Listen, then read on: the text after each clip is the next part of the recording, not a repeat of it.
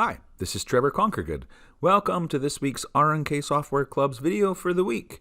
And the topic for this week is about editing stitches. And so when you choose Open and you open up a design from your collection, I'll open up these roses.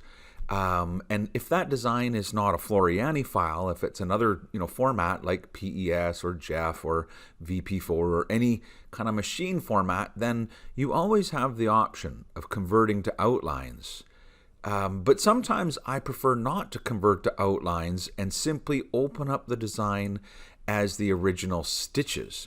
And the benefit of that is going to be that the software will never change the original stitches. And so if there are roses that have been, beautifully blended together, you're, confident that the software is not going to change any of those stitches and, maybe it won't blend as nicely or something like that. So, okay, you can open up a design and not check off convert to outlines. And when you look in the sequence view, every color is simply stitches. And but you have quite a few ways that you can edit those stitches. Now, of course, you can edit their colors. You would just simply click on the shade in your sequence area, and then click on a new shade in this color bar at the bottom. And so there's a lot of things you can do when a design is not converted to outlines. I realize that there's a lot of things that you cannot do, but if you don't need to do those things, keeping the design as stitches does give kind of that confidence that it will always be the original stitches of the design that you purchased. I could add text, to this right now. I could click on my text tool and choose to add some text around this design and make it say, whatever you want. But so again, there's lots of things that can be done to your embroidery designs so that you don't have to convert them into outlines. I guess that must be white embroidery, right? Because we can't see it. Yeah, the last color of the design was white. And so then my text became white. But for example, if you decided that you wanted to make some changes to this design, we have the stitch editing tool. And you'll notice I can click on it and fly open, and it has kind of like stitch edit and lasso.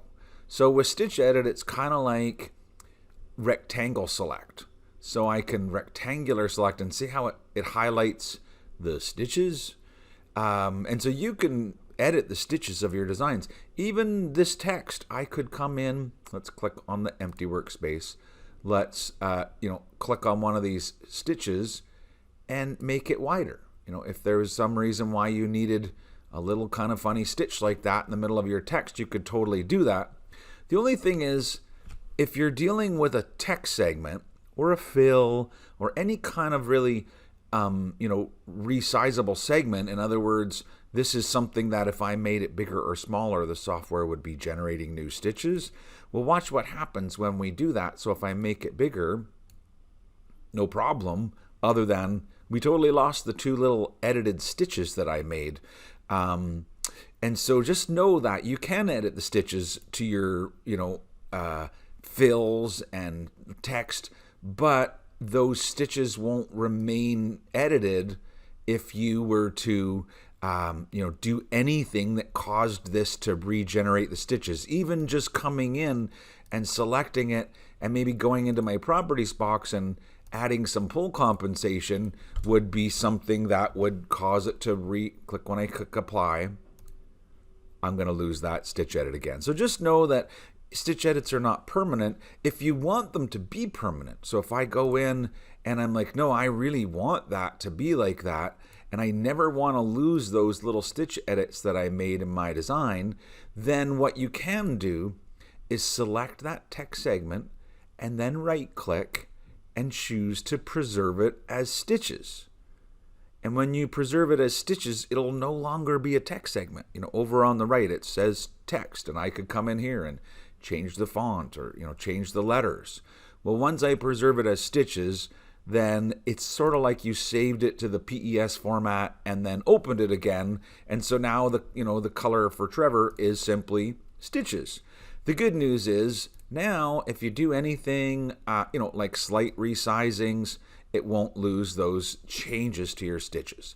So there is always that. If you've got a stitch edit that needs to be maintained, so that is part of it. Now, another thing I was going to show you, let's just say, for example, you didn't have the text and you wanted to kind of remove part of the design.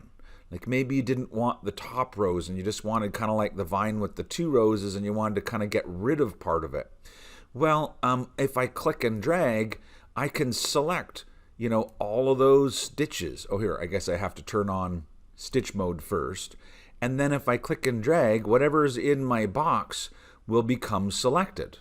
And I guess I could click like delete right now and just delete them all. But that doesn't, then I guess I'd have to go again and I'd have to select those ones and delete those ones and keep going kind of thing until I got rid of all the mess. If I hit undo and undo, put them all back, and turn on my stitch tool, and then notice that's where the other option comes in.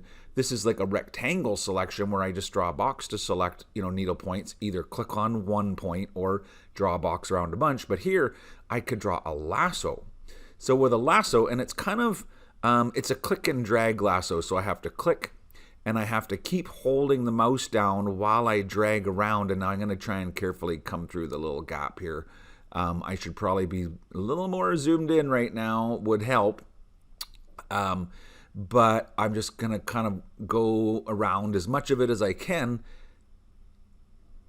And if you're worried, did I get any of those other points in there? Zoom in. Oh, no, it looks like I did pretty good for being zoomed out. Anyhow, now if I click delete, see how easy it is to remove a whole section of your design like that?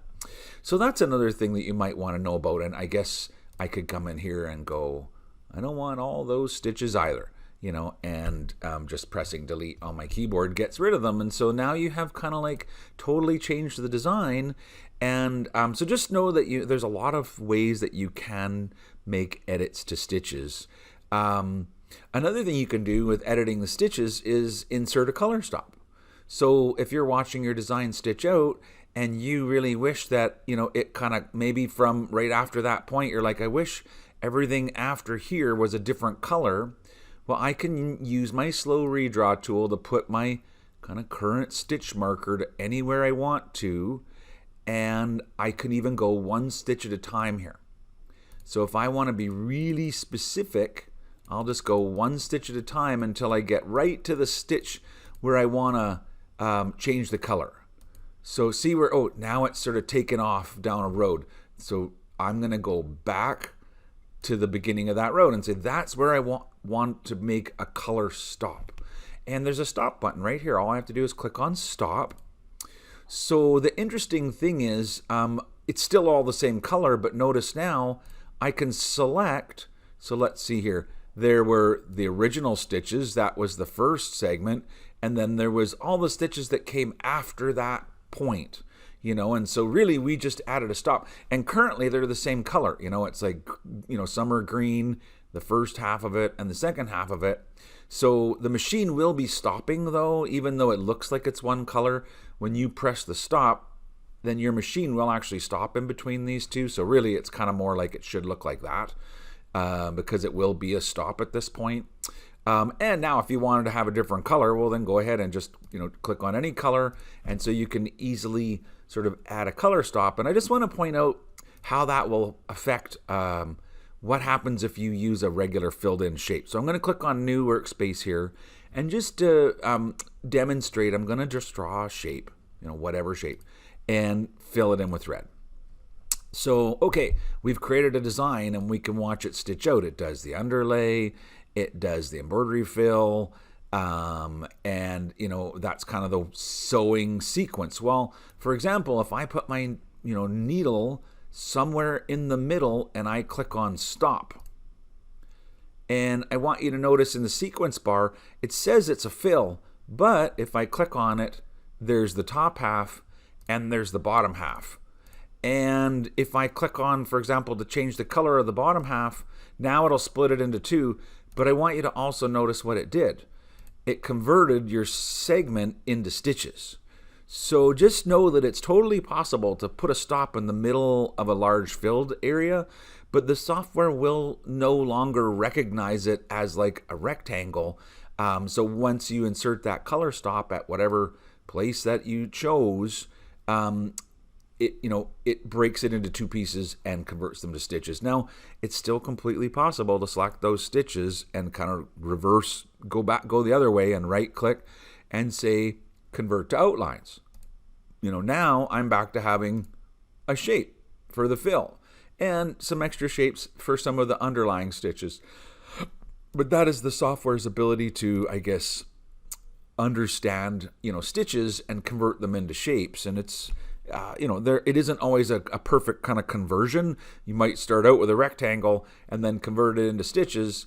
But taking the stitches of a rectangle and converting it back into a shapes doesn't necessarily just make one rectangle, because the software kind of sees the underlay stitches differently from the fill stitches. And so that is kind of why. So if I did the blue one, the top one, and I right clicked and converted that also into outlines, I would expect that the first color would be like a run stitch for all that underlay. And then there may even be some stitches. That kind of means, I'm not sure what pattern that is. And then another run stitch, and that was obviously traveling to get kind of to the beginning. And then, a chunk of fill. But that's pretty much what convert to outlines always does, converts stitches into outlines. Anyhow, I just think it's interesting to know that when your designs are opened as stitches, that there is a lot of different editing that could be done. And sometimes it's just a matter of, why was it so hard? Maybe there was a spot and you're like, I could hear it, it sounded hard, and you zoom in and then you're like, wow, there's a lot of, turn on your needle points and look and say, boy, there's a lot of needle points all in this one little area here. And maybe I'll delete some of them, go into stitch mode. And if you turn it back onto the regular stitch tool, you could click on that point and say, maybe I don't need all of those ones. I'll take out those two, and and I can click on here and take out that one, and just try to lighten up that area, where you felt that there was just too many needle points going in. So I think that's one of the things I wanted to talk about with you guys today is we really enjoy the fact that you can not only create, segments, but you can also edit things as stitches. And so I hope you enjoyed today's video. Until next time, have a wonderful day, and bye for now.